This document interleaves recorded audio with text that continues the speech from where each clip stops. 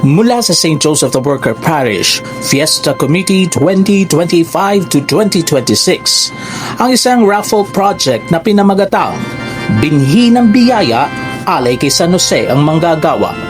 Sa halagang ₱100 bawat tiket, maaari na kayong makatulong sa mga proyektong itinataguyod ng ating Fiesta Committee. Meron po tayong 3 raffle draws. Ang first raffle draw ay sa January 18, 2026. Third prize, ₱5,000. Second prize, ₱10,000. At first prize, ₱15,000.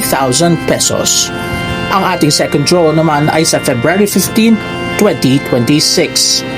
Third prize, ₱5,000.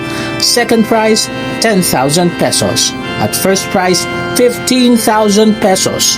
At ang ating grand draw ay sa March 15, 2026. Third prize, ₱50,000. Second prize, ₱70,000. At first prize, ₱100,000. Kaya't ano pa ang inyong hinihintay? Ang binhi ng inyong biyaya ay ating ialay kay San Jose ang manggagawa.